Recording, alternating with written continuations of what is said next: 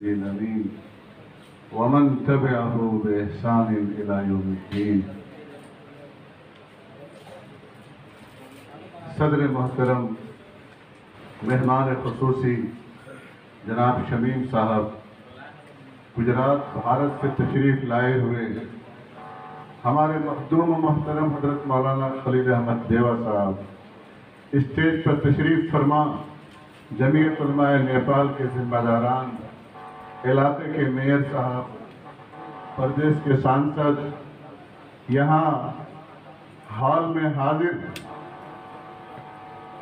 कह लीजिए कि आफताबे इल्म की कहकशां जो इस वक्त पूरे नेपाल के आकाश से क्षितिज से जमीन पर उतर आई है, वो कहकशां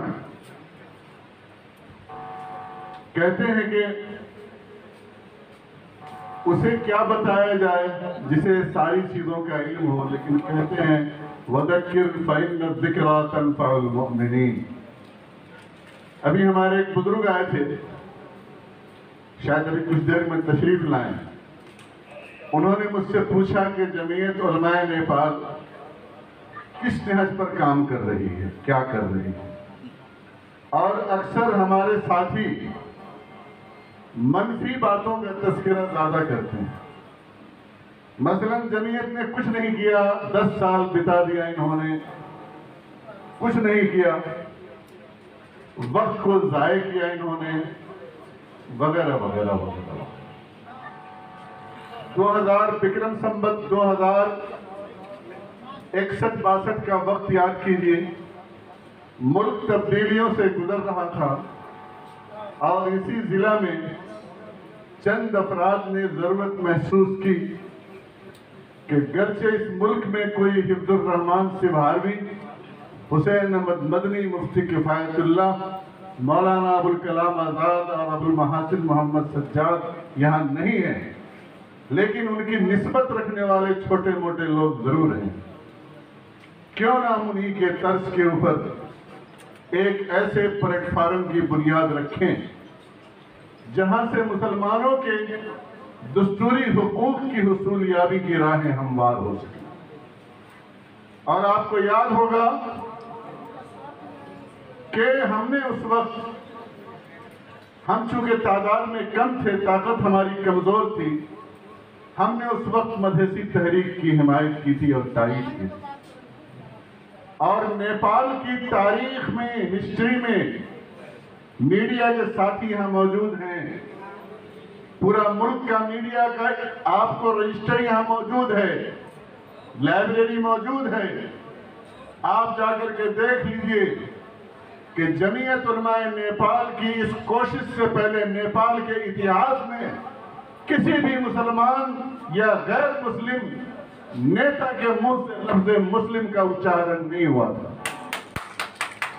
ये जमीयत उलमाए नेपाल की देन है कि इस मुल्क के अंदर नेताओं को लफ्ज़ मुस्लिम बोलना हमने सिखाया, जमीयत उलमाए नेपाल ने सिखाया। और भाई अभी मसले मसाइल को छोड़िए। और नेपाल की तारीख में कभी ऐसे मुल्क में जहां मुसलमानों को अछूत समझा जाता हो, क्या आपने तसव्वुर किया था कि इस मुल्क का बेटा जमीयत उलमाए नेपाल का एक फर्द हुकूमत की आंखों में आंखें डाल करके डायलॉग की मेज पर बैठेगा और उनसे आंखों में आंखें निकालकर अपने मुतालबात के सिलसिले में बात करेगा? जनाब नसीर सिद्दीकी साहब क्या मौजूद है यहाँ? कहाँ है भाई? पीछे आप यहाँ बड़ा मेहरबानी है, तशरीफ लाइए। जमीयत उलमाए नेपाल के प्रवक्ता हैं और पहले मजलिस आंदोलन में हमारी तरफ से ये जमीयत उलमाए नेपाल की नुमाइंदगी करते हुए और मधेसी जनाधिकार फोरम नेपाल ने जो 22 बुंदे समझौता किया था, नेपाल के इतिहास में 4 बुंदा समझौता ऐसा है जो मुसलमानों के लिए खास था। जमीयत उलमाए नेपाल की उपलब्धि है। क्या इनकार करोगे? किसकी मजाल है? आज मेरे पास, मेरे रूम में वो दस्तावेज मौजूद है, किसी को उसको झुटला नहीं सकता। इसी तरीके से जब हमने ये देखा कि और हमारा काफिला इसके बगैर मजबूत नहीं होगा, हमारे मुतालबात पूरे नहीं होंगे। जमीयत उलमा नेपाल की अग्रगामी भूमिका है, अग्र भूमिका है, और उसके बारे में शमीम अंसारी को बताना पड़ेगा लोगों को कि जमीयत उलमा नेपाल की क्या भूमिका है। राष्ट्रीय मुस्लिम संघर्ष गठबंधन को कायम करके और इस मुल्क में ऐसी फिजा बनाई गई कि जिस देश में 2007 साल में संविधान बना, 15 में संविधान बना, 47 में संविधान बना, 2162 के अंदर अंतरिम संविधान बना, किसी भी संविधान के अंदर मुसलमान शब्द का उच्चारण नहीं था, लेकिन 74 में बनने वाले संविधान में मुसलमानों का उच्चारण था और मुसलमानों को एक इकाई के रूप में तस्लीम किया गया। जमीयत उलमा नेपाल की देन में से एक बहुत बड़ी देन है आपको। आप कहते हैं जमीयत ने क्या किया? इस मुल्क में बेदीनी की हवा चल रही थी, कादियानियत जोरों पर काम कर रही थी, जगह जगह ये खेमे लगा रही थी, आयोग कायम था, किसी भी तंजीम की आंख नहीं खुली, हिम्मत नहीं किया। आयोग का चेयरमैन आपके सामने बैठा है। जमीयत उलमा नेपाल ने फर्स्ट टाइम नेपाल की तारीख में ये मुतालबा किया कि कादियानियों के ऊपर पाबंदी लगाई जाए और नेपाल सरकार पाबंदी लगाए। हम कौन होते हैं? नेपाल सरकार पाबंदी लगाई जाए। और मुस्लिम आयोग ने जमीयत उलमा नेपाल के इस डिमांड को बेस बना करके बैठक बुलाया और उस बुनियाद पर गृह मंत्रालय ने 77 जिला के एसपी को सर्कुलर किया कि जमीयत उलमा नेपाल ने चूंकि ये डिमांड किया है, इसलिए 77 जिला के एसपी को यह सूचित किया जाता है कि कादियानियों की गतिविधि पर नजर रखा जाए। किसकी देन है? मुझे बताओ।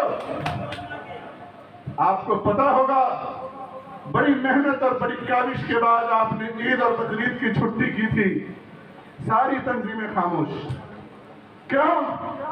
कोई गिरजा बाबू के पार्टी के कांग्रेस के आगे पीछे, कोई एमआलए के आगे पीछे, कोई मधेसी दल के आगे पीछे, लेकिन जमीयत उलमा नेपाल किसी के पीछे नहीं।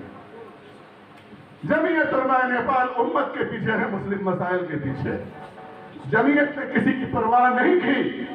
ये 90 साल का बूढ़ा जर्नल अपनी क़यादत में रोहतक से निकला, सिरहा से मैं निकला, मोरन से मेरे साथी निकले, काठमांडू से हमारे साथी निकले, और नेपाल की सबसे ताकतवर निकाय कौन होता मालूम है? मंत्री परिषद, कैबिनेट। उस कैबिनेट को डिसीजन करना पड़ा कि जमीयत उलमा नेपाल ने डिमांड किया है, मंत्री परिषद इसके ऊपर पुनर्विचार करे। ईद बकरीद की छुट्टी बहाल हुई। जमीयत उलमा नेपाल की ये देन है। अजीज और बुजुर्गों, जुर्रत, हदगोई, खुददारी, गैरत, ये हमने अपने अकाबिर से वर्षे में पाया है। आईने जवा मर्दा हदगोई व बेबाकी, अल्लाह के शेरों को आती नहीं रुबाही, न कभी आई है और न इंशाअल्लाह कभी आएगी।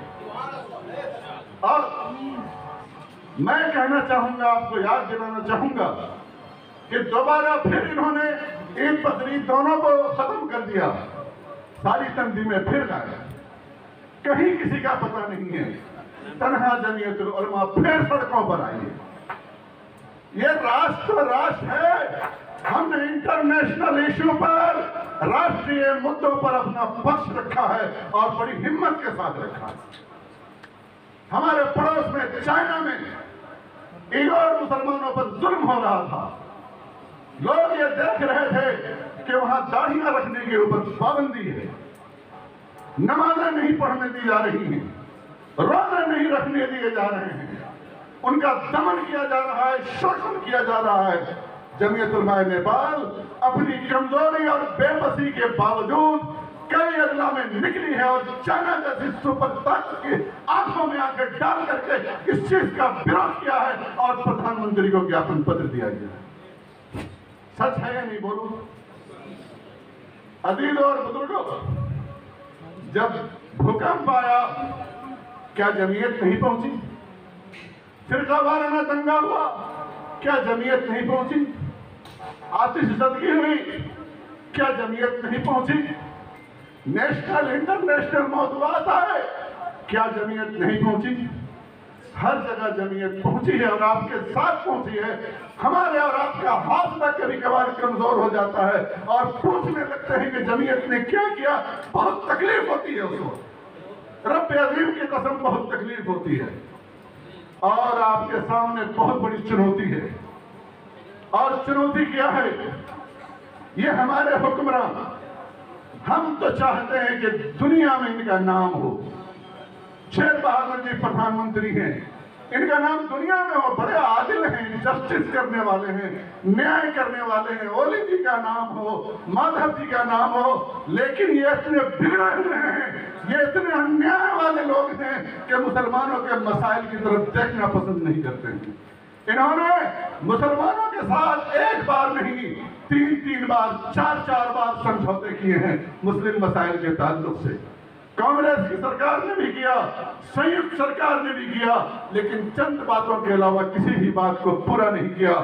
जमीयत उलमा-ए नेपाल का आज के हाथ से पहला मुद्दा यह है कि जब तक मुसलमानों से क्या हुआ समझौता सरकार, नेपाल सरकार पूरा नहीं करेगी, हम झुकने वाले नहीं है, डरने वाले नहीं है। जमीयत उलमा-ए नेपाल संघर्ष करेगी, आंदोलन करेगी, सड़क पर जाएगी, जहां होगा वो करेगी, कानून के दायरे में रह करके अपने हक और अधिकार को वसूल करने की पूरी कोशिश करेगी। बताइए, ये हाउस तैयार है? इंशाअल्लाह हम बहुत जल्द इस ऐलान के साथ, बहुत जल्द इस ऐलान के साथ प्रस्तुत होने वाले हैं कि नेपाल सरकार ने विभिन्न समय में जो मुसलमानों के साथ समझौता किया है उसको शराफत से लागू करे, वरना संविधान ने जो अधिकार हमें दिया है उसको लागू करके, उसको अदा करके, जैसे भी होगा इस कौम का सर हम सुरखुरु करने की कोशिश करेंगे। अजीज़ों और बुजुर्गों, जमीयत उलमा-ए नेपाल की तारीख लंबी है, माशाअल्लाह उसकी उम्र कम है, तारीख लंबी है।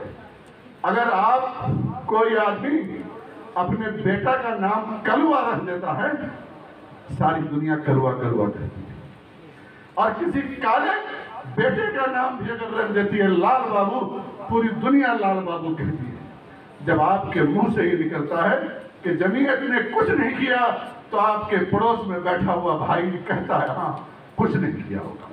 लेकिन जब आप जमीयत की खिदमत का एतराफ करेंगे, यकीन जानिए आपकी शौकत और आपका रोब गैरों के दिलों पर भी असर डालेगा इंशाअल्लाह ताला। मैं आप तमाम हजरात से ये कहते हुए रुखसत होता हूँ, आज के इंतखाब का जो भी रिजल्ट हो, जो भी नतीजा हो, हम सब लोग मिलजुल करके जमीयत को मुत्तहिद करेंगे, कौम को मुत्तहिद करेंगे, जहालत को मुत्तहिद करेंगे और अपने मुतालबात के लिए इस खास आर्य शासक करने वालों का सर झुकाने की पूरी कोशिश करेंगे। वाह।